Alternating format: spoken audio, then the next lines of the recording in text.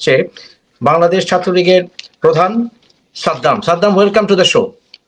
হ্যাঁ, ধন্যবাদ মুফাসসিল ভাই, এবং আমি শুরুতেই ক্ষমা চেয়ে নিচ্ছি আপনার কাছে এবং যারা দর্শক যারা শুনছেন দেখছেন। আমার নির্ধারিত সময়ের অনেক পরে জয়েন করতে হয়েছে, যে কারণে সবার কাছে আমি আন্তরিকভাবে ক্ষমা প্রার্থনা করছি। Thank you Saddam. আমি হিপোক্রেসি করতে পারি না, তাই আমি বলে নিলাম যে আমি সাদ্দামকে আমার ছোট ভাইয়ের মতো তুমি করেই বলি, if you don't mind Saddam. হ্যাঁ, অবশ্যই অবশ্যই। আচ্ছা আচ্ছা সাদ্দাম, এই যে বর্তমান সরকার ছাত্রলীগকে ব্যান করলো, আমরা সরাসরি আমরা কি কোশ্চেন করতে চলে যাই, ব্যান করলো, এই বিষয়টিকে তুমি কিভাবে দেখছো? প্রথমে আমরা ছাত্রলীগের পক্ষ থেকে সুস্পষ্ট বলেছি যে এটির কোনো যৌক্তিক ভিত্তি, কোনো আইনি ভিত্তি, কোনো নৈতিক ভিত্তি কোনো কিছুই নেই। এজন্য এটিকে আমরা থোড়াই কেয়ার করি, এটিকে আমরা ন্যূনতম অর্থে পরোয়া করি না। এবং সত্যিকার অর্থে যারা পাকিস্তান সামরিক বাহিনী মুক্তিযুদ্ধ চলাকালীন সময় বাংলাদেশ আওয়ামী লীগ সহ আমাদের বাংলাদেশ ছাত্রলীগের উপর নিষেধাজ্ঞা দিয়েছিল, তো যারা সামরিক স্বৈর শাসক, যারা বাংলাদেশের জনগণের উপর যারা জবরদখল করে কুক্ষিগত ক্ষমতা চাপিয়ে দিয়েছে, তারা যখন আমাদেরকে নিষিদ্ধ করে, আমরা মনে করি এই নিষিদ্ধ বাংলাদেশ ছাত্রলীগের জন্য ব্যাজ অব অনার, এটি আমাদের জন্য সম্মানের। এবং তারা মূলত এটি করেছে, তারা যেটি রিসেট বাটন, যেটি তারা বলেছে যে তারা আমাদের মুক্তিযুদ্ধের অঙ্গীকার, গণতান্ত্রিক অঙ্গীকার সবকিছুকে ধূলিসাৎ করে দিয়ে যেন নতুন করে 24 সালে বাংলাদেশের ইতিহাসে যাত্রা শুরু হচ্ছে, সেটি যে করতে যাচ্ছে, সেই রিসেট বাটন বাস্তবায়ন করার একটি প্রারম্ভিক লক্ষ্য হিসেবে তারা বাংলাদেশ ছাত্রলীগের উপর নিষেধাজ্ঞা জারি করেছে। এবং আরেকটি বিষয় মনে করি, সেটা হচ্ছে তারা যে আমাদের তারা তো প্রথম কথা হচ্ছে তাদের তো জনগণের ম্যান্ডেট নেই, তারা অগণতান্ত্রিক, অবৈধ এবং অসাংবিধানিক। এই অগণতান্ত্রিক শাসন ব্যবস্থার নিরাপত্তা নিশ্চিত করার জন্য তারা বাংলাদেশ ছাত্রলীগের উপর নিষেধাজ্ঞা আরোপ করেছে। এবং আরেকটি বিষয়, এই গণহত্যা, এই যে বিষয়গুলো উঠতে বসতে তারা সবসময় বলছে এই যে হত্যাকাণ্ডগুলো ঘটেছে, এবং আমরা যেটি মনে করি, একটি হচ্ছে যে এটি ফৌজদারি অপরাধ, একটি আইনানুগ তদন্তের বিষয়। কিন্তু আমরা যেটি মনে করি সেটা হচ্ছে যে এটি সুস্পষ্টভাবে এই হত্যাকাণ্ডগুলোর সঙ্গে যারা সম্পৃক্ত রয়েছে তারাই আজকে ক্ষমতাসীন রয়েছে, সেই দায়টি আড়াল করার জন্য তারা বাংলাদেশ ছাত্রলীগের পর এই নিষেধাজ্ঞা এই অশুভ অস্ত্রটি প্রয়োগ করেছে বলে মনে করি। ধন্যবাদ সাদ্দাম। কিন্তু আরেকটি বিষয় এসেই যায়, সেটা হচ্ছে তুমি রিসেট বাটনের বিষয়টা এনেছো, যে বিষয়টি আমাকে ট্রিগার করেছে। বিশেষ করে আমি মনে করি, আমি যেহেতু কোনো রাজনৈতিক দলের সাথে সরাসরি সম্পৃক্ত নই, বাট স্টিল আমার দেশের ভালোবাসার কারণে এবং 1971 সালের প্রতি আমাদের শ্রদ্ধা থাকার কারণে এই রিসেট বাটন শব্দটিকে আমি বিশেষভাবে লক্ষ্য করেছি। তাহলে কি রিসেট বাটনের বিষয়টা যখন তুমি নিজেই আনলে, তাহলে কি প্রশ্ন হচ্ছে তুমি মনে করো বর্তমান সরকার স্বাধীনতা বিরোধী সরকার, অথবা স্বাধীনতার স্পিরিটের বিরুদ্ধে? এই বিষয়গুলিকে তুমি কিভাবে দেখছো, সরাসরি যদি উত্তরগুলি দিতে? এই সরকার কিন্তু সেটির দালিলিক প্রমাণই রেখেছে। এক হচ্ছে সংবিধান নিয়ে তাদের যে বক্তব্য, আমরা ইতিমধ্যে শুনেছি, রাজনৈতিক মতামতের পার্থক্য থাকতে পারে, গণতান্ত্রিক দুর্বলতা ত্রুটি বিচ্যুতি নিয়ে আলাপ আলোচনা হতে পারে, আমাদেরও ত্রুটি বিচ্যুতি ভুলভ্রান্তি থাকতে পারে, সব বিষয় নিয়ে খোলামেলা আলোচনাকে আমরা স্বাগত জানাই। কিন্তু তারা আজকে যে বিষয়টিকে সামনে রেখে এই রিসেট বাটনের কথা নিয়ে এসেছে, এবং তাদের কাজে কর্মে যদি আমরা সেটির প্রতিকায়ন আমরা দেখতে পাই, মুক্তিযুদ্ধের অঙ্গীকার, মুক্তিযোদ্ধাদের প্রতি বাংলাদেশের জনগণের যে সম্মাননা রয়েছে সেটিকে ধূলিসাৎ করা, এবং 71 সালকে প্রতিস্থাপিত করার একটি প্রচেষ্টা, এবং আমাদের 71 সালের ব্যাপারে বাংলাদেশের জনগণের যে দৃষ্টিভঙ্গি, সেই দৃষ্টিভঙ্গিকে বদলে দেওয়ার একটি অপচেষ্টা আমরা দেখতে পাচ্ছি। গোটা বাংলাদেশের মানুষের সম্মিলিত যে লক্ষ্যগুলো ছিল, সেটি গণতন্ত্র হোক, সেটি শোষণ মুক্তি হোক, সেটি এক ধরনের ইনক্লুসিভ অন্তর্ভুক্তিমূলক সমাজ ব্যবস্থা প্রতিষ্ঠা হোক, সবকিছুকে আজকে ধূলিসাৎ করার যে প্রয়াস আমরা দেখতে পাচ্ছি। তো সুস্পষ্টভাবেই তারা আসলে এটিতে তারা বিশ্বাস করে, এবং আমাদের স্বাধীনতার অঙ্গীকারে তারা বিশ্বাস করে না বলে আমি মনে করি।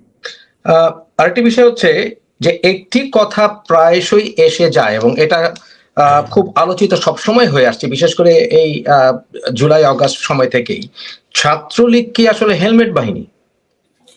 প্রশ্নই আসে না। এটিও আমরা মনে করি যে এটি ক্যারেক্টার অ্যাসাসিনেশন করার একটি প্রচেষ্টা হিসেবে এটি করা হয়েছে। বাংলাদেশ ছাত্রলীগ একটি ছাত্র সংগঠন, এবং বাংলাদেশের স্বাধীনতা আন্দোলনে, আমাদের স্বায়ত্ত শাসনের আন্দোলনে এবং স্বাধীনতা পরবর্তী সময়ে গণতান্ত্রিক আন্দোলনেও বাংলাদেশ ছাত্রলীগ গুরুত্বপূর্ণ ভূমিকা রেখেছে, নেতৃত্ব দিয়েছে বাংলাদেশ ছাত্র সমাজকে।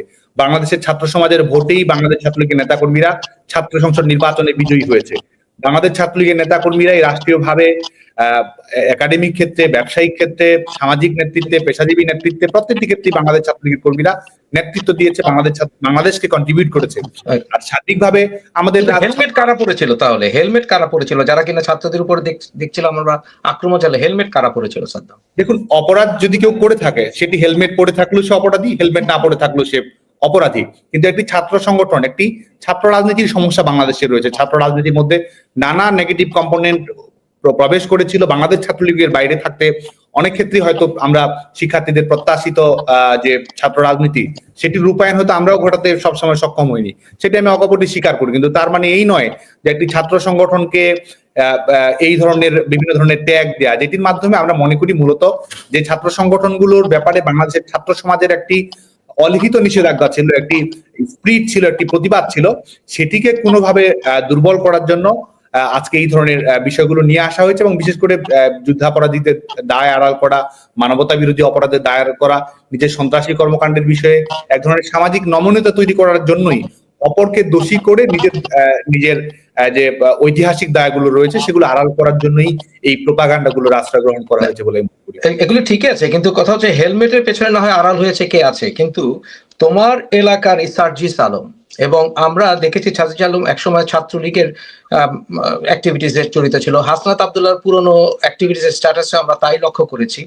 এবং এমনও লক্ষ্য করেছি সমন্বয়কারীদের ভেতরে শিবির পরবর্তীতে তারা নিজেদেরকে প্রকাশ করেছে, যদিও তারা ছাত্রলীগের অ্যাক্টিভিটিস এর সাথে জড়িত ছিল।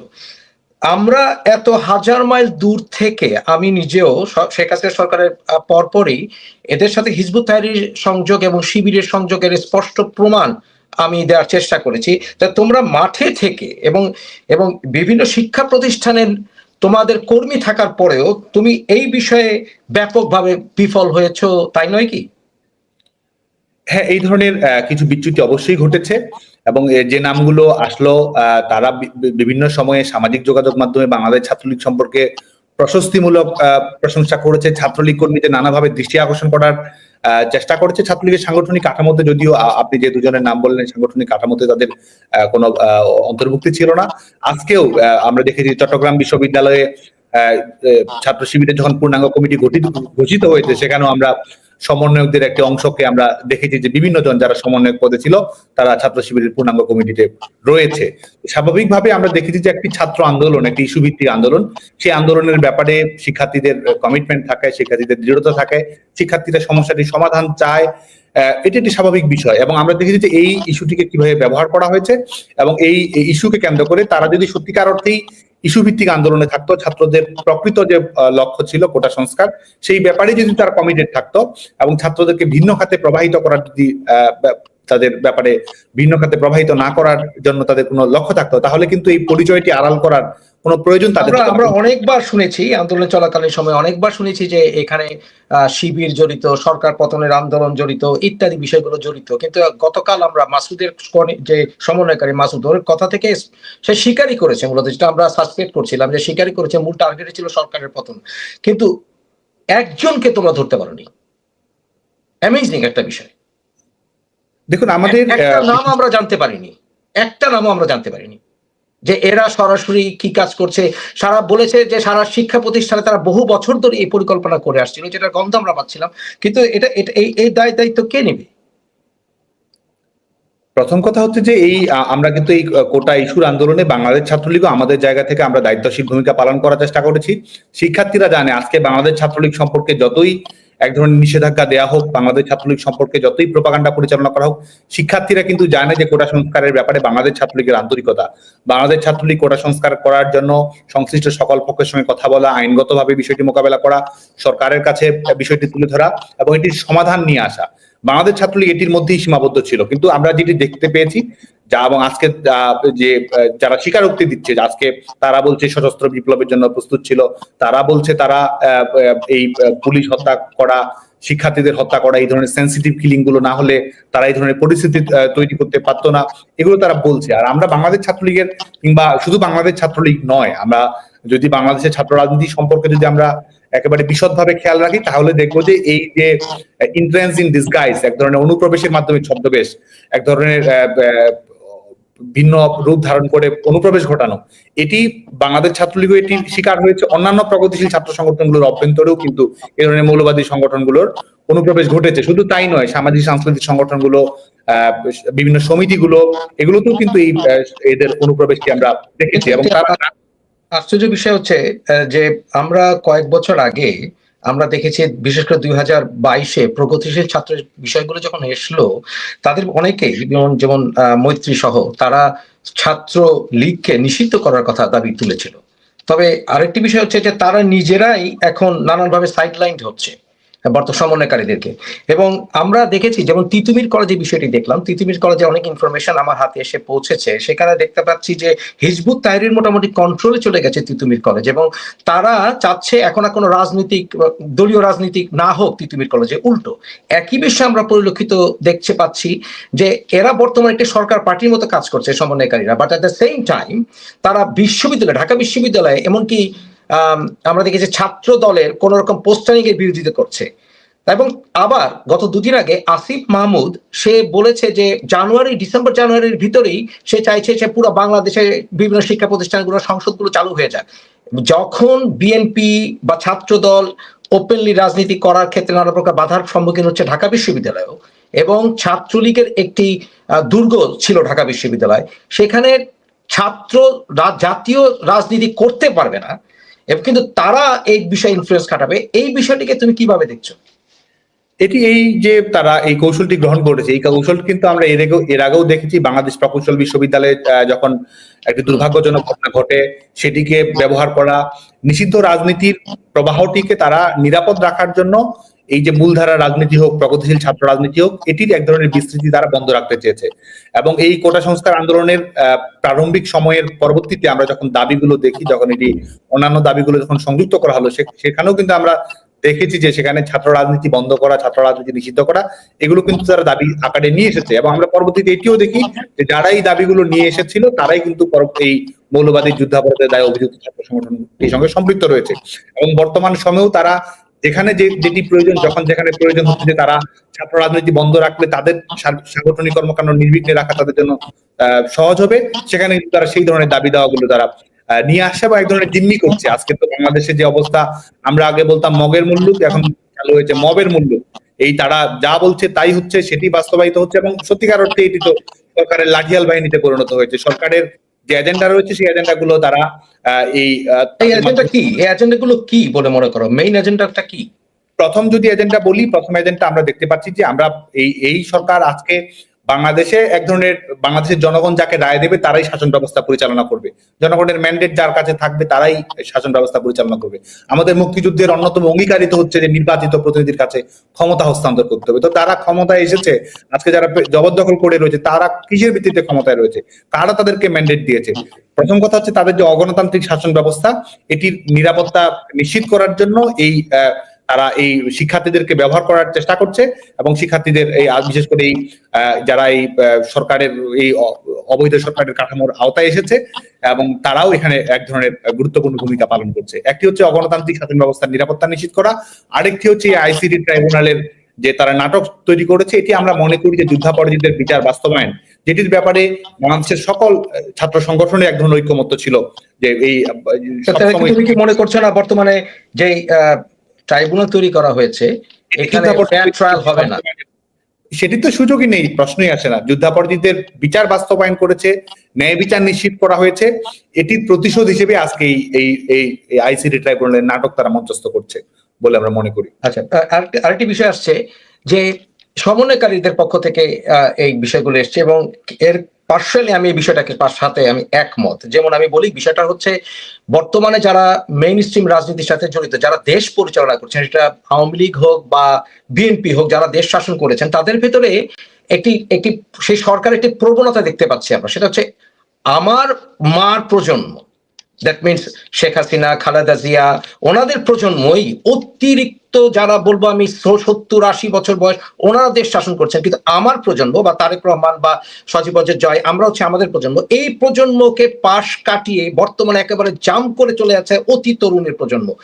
এই বিষয়টি কেন ঘটলো, এবং এইখানে নেতারা কি কুক্ষিগত করে রেখেছিলেন? অতি যারা স্বাধীনতা প্রজন্মের, তারা কি কুক্ষিগত করে রেখেছিলেন, নাকি নেতা সামনে আসতে দিচ্ছেন না অন্য কোনো কারণে, সেটা পরিবারতন্ত্র বা যেটাই বলি না কেন? What do you think of this? না, আমাদের তরুণদের রাজনৈতিকতে আসা, তরুণদের নীতি নির্ধারণী প্রক্রিয়া থাকা, তরুণদের পলিসি মেকিং এ থাকা, এটা স্বাভাবিকভাবেই রাষ্ট্রের জন্য ইতিবাচক। এটির জন্য তো একটি প্রক্রিয়া রয়েছে, এবং এটির ব্যাপারে কিন্তু সেটা তো হয়ে আসেনি। আমরা দেখেছি যে আমাদের প্রজন্ম সামনে আসতে, বিশেষ করে 90-এর সাথে আমরা যারা জড়িত ছিলাম প্রত্যক্ষ বা পরোক্ষভাবে, আমাদের প্রজন্ম সামনে আসতে পারিনি। এবং আমাদের প্রজন্মের একটা বন্ধুত্ব ছিল, যেমন আমরা 90-এর অভ্যুত্থানের সময় আমার খুব ঘনিষ্ঠ বন্ধু ছিল বাহাদুর ব্যাপারী, এবং আমার আরেক ঘনিষ্ঠ বন্ধু ছিল, সে ছাত্র দলে, সে ছিল আমাদের নাদিম, আলী আক্কাস নাদিম। কিন্তু আমরা দেখছি বর্তমান প্রজন্ম, তোমাদের প্রজন্মে সে বন্ধুত্বের একটা ঘাটতি দেখা দিচ্ছে। But at the same time আমাদের প্রজন্মকে পাশ কাটিয়ে হয় অতি বয়স্ক নাহলে অতি তরুণ, এই ব্যাপারটাকে কেন ঘটলো? এরকম শূন্যতার জন্য কি আসলে যার যে সরকারের পতন হয়েছে অথবা যে সরকার আসতে চাইছে তাদের ভিতরে কোনো সমস্যা আছে কি সাদ্দাম? একটি হচ্ছে যে তরুণদের রাজনীতিতে অংশগ্রহণের যতটুকু মাত্রায় হওয়া উচিত ছিল সে জায়গায় তো কিছু ব্যত্যয় রয়েছেই, সেটা আমি স্বীকার করি। কেন সেটা? আর দ্বিতীয় বিষয়, সেটি আমি আসছি। আর দ্বিতীয় যে বিষয়টি বলি, আমি মনে করি যে গণতন্ত্র যদি পুনঃপ্রতিষ্ঠিত হয়, গণতান্ত্রিক ভাবে বাংলাদেশের যাত্রা যদি তৈরি হয়, বাংলাদেশের জনগণ যদি তাদের পছন্দ মতো শাসন ব্যবস্থা বেছে নিতে পারে, তাহলে আজকে যে শূন্যতা আপনি তৈরি হয়েছে এই শূন্যতা স্বাভাবিকভাবে কেটে যাবে বলে আমি মনে করি। আর কারণ মধ্যবর্তী সময়ে যারা আজকে এই ক্ষমতা কুক্ষিগত করে রেখেছে, বঙ্গবন্ধুকে হত্যা করার পরে বঙ্গবন্ধুর খুনিরাও তো বাংলাদেশের বঙ্গভবন পরিচালনা করেছে অস্ত্রের মুখে, বুলেটের মুখে, ব্যানেটের মুখে। তো তারা যদি, এবং বর্তমান সময়ে 24 সালের 5 আগস্ট পরবর্তী সময়ে কেউ যদি বাংলাদেশের রাজনৈতিক ইতিহাসকে যদি কেউ 3 মাসের মধ্যে ফ্রেমবন্দি করে রাখে, তারাও বোকা স্বর্গে বসবাস করবে বলে মনে করি। আচ্ছা, আরেকটি বিষয় হচ্ছে বর্তমানে আওয়ামী লীগ সরকারের পরে বর্তমানে আমরা যারা আওয়ামী লীগ একেবারে ফ্রন্টলাইনে ছিলেন, যারা মন্ত্রী ছিলেন, এমপি ছিলেন, যারা অনেকেই করাপশনও জড়িত ছিল, শেখ হাসিনা নিজেও বলেছেন যে ওনার পিয়নও করাপশনে জড়িত ছিল। কিন্তু এই যে বিশাল করাপশন করে তারা যে দেশে বিদেশে অনেকেই চলে গেছেন, কিন্তু তারা তাদের এলাকায় অনেকেই খুব দুরবস্থায় আছেন। এই যে হাজার হাজার কোটি টাকা তারা নিয়ে গেছেন, কিন্তু তারা কেউ ক্যামেরার সামনে এসে অ্যাপোলজি তো দূরের কথা, তাদেরকে আমরা দেখতেই পাচ্ছি না। এই বিষয়টাকে তুমি যেমন এসছো, তুমি ছাত্রলীগের নেতা, তুমি এসছো এবং তুমি আমাকে বলেছো মহসিন ভাই আপনি যে কোনো প্রশ্ন করতে পারেন, সেটার জন্য তোমাকে থ্যাংক ইউ। তাহলে এখন প্রশ্ন হচ্ছে যে ওনারা কেন আসবেন না, এবং ওনাদের কি দলের প্রতি কোনো দায়বদ্ধতা নেই, দেশের মানুষের প্রতি কোনো দায়বদ্ধতা নেই, যখন আওয়ামী লীগ একটি চরম দুঃসময়ের ভিতর দিয়ে যাচ্ছে, তাদের নেতা কর্মীকে জায়গায় জায়গায় এখনো মাস কিলিং হচ্ছে, মব কিলিং হচ্ছে, এই বিষয়টাকে তুমি কিভাবে দেখছো?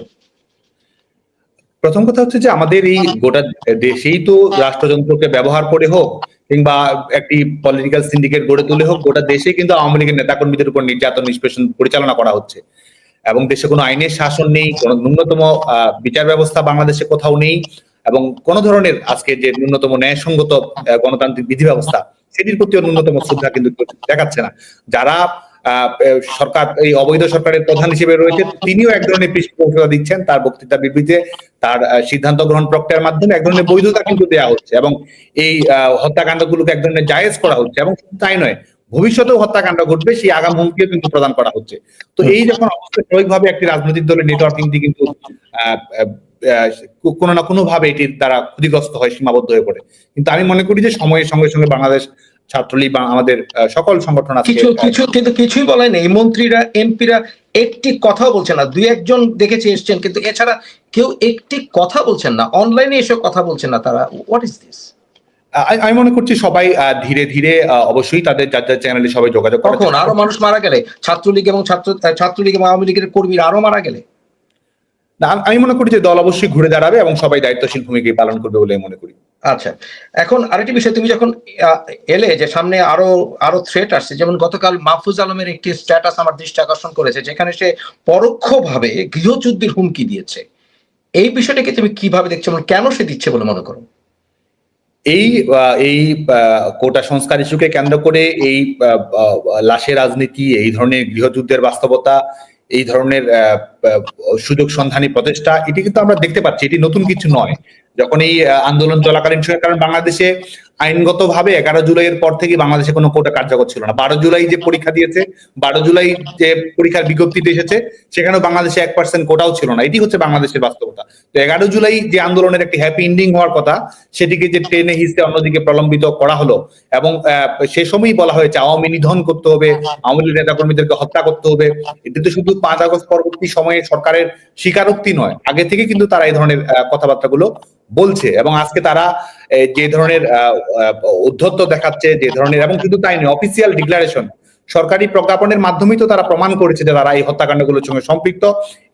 এই বাংলাদেশে যে সহিংসতামূলক ঘটনাগুলো, বলতে চাচ্ছ যে 8ই আগস্ট পর্যন্ত যে বিচার হবে না বলেছে সেটা? হ্যাঁ, ইন্ডেমনিটি দিয়েছে। তারা তো ইন্ডেমনিটি দেওয়ার মাধ্যমেই প্রমাণ করেছে যে এটি কারা এর সঙ্গে সম্পৃক্ত রয়েছে, কারা এর সঙ্গে সম্পৃক্ত নয়। কোন বিষয়গুলো আপনি আইনের আওতায় নিয়ে আসতে পারবেন, কোনগুলো প্রশ্ন করতে পারবেন না, সেটি তো তারা এক ধরনের ইন্ডেমনিটি দিয়েছে। এটি তো ৭৫ সালে বঙ্গবন্ধুর হত্যাকাণ্ডে যেমন ইন্ডেমনিটি প্রদান করা হয়েছে, আজকেও এই শিক্ষার্থীদেরকে যারা হত্যাকাণ্ডের সঙ্গে সম্পৃক্ত রয়েছে তাদেরকে ইন্ডেমনিটি দেওয়ার জন্য এটি করা হয়েছে। এবং এরা আগামীতেও আমি মনে করি যে এরা বাংলাদেশের জনগণকে জিম্মি করে নিজেদের যে আজকে দেখুন, আজকে তো আমি মনে করি যে আজকে ছেলেমেয়েরা আজকে গোটা বাংলাদেশ আজকে অস্থিতিশীল অবস্থার মধ্যে রয়েছে, জনগণের জীবনের নিরাপত্তা নেই।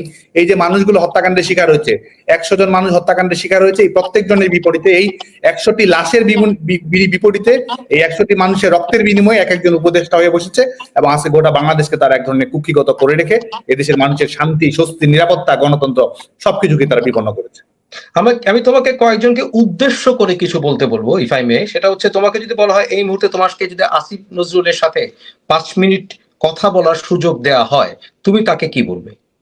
প্রথম কথা, তার বিশ্ববিদ্যালয়ে যদি তিনি বিশ্ববিদ্যালয়ে শিক্ষকতা করেছেন, সেই বিশ্ববিদ্যালয়ে যদি তাকাতে বলি, এই মুহূর্তে বাংলাদেশের বিশ্ববিদ্যালয়গুলো, ঢাকা বিশ্ববিদ্যালয়ে কমপক্ষে ১,০০০ শিক্ষার্থী রয়েছে যারা পরীক্ষায় অংশগ্রহণ। প্রিয় দর্শক, দেশ কিংবা দেশের বাইরে যে যেখান থেকে বসে ভিডিওটি দেখলেন সবাইকে অনেক অনেক ধন্যবাদ এবং ভালোবাসা জানাচ্ছি। প্রিয় দর্শক, কথা বললেন সাবেক ছাত্রলীগ সভাপতি সাদ্দাম হোসেন। প্রিয় দর্শক, যদিও এর আগে ঠিকানায় খালেদ মহিউদ্দিন টক শোতে তার আসার কথা ছিল, বিভিন্ন কারণে তিনি আসতে পারেননি বা খালেদ মহিউদ্দিনকে এই টক শোটি করতে দেওয়া হয়নি, আপনারা জানেন। এবং খালেদ মহিউদ্দিন এই বিষয়টি নিয়েও কিন্তু কথা বলেছিলেন, পোস্ট করে সবাইকে জানিয়ে দিয়েছিলেন। প্রথমবারের মতো কথা বললেন সাবেক ছাত্র লীগের সভাপতি সাদ্দাম হোসেন, তাদের যে অভিযোগের কথা দেশবাসীকে জানালেন এবং তারা কি অবস্থায় ছিল, কেন এবং তিনি কোথায় অবস্থান করছেন, বিভিন্ন বিষয় নিয়ে আলোচনা সমালোচনা করলেন এবং এই সরকারকে সরাসরি অবৈধ বলে ঘোষণা দিলেন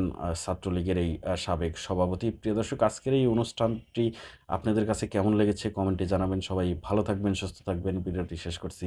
আসসালামু আলাইকুম।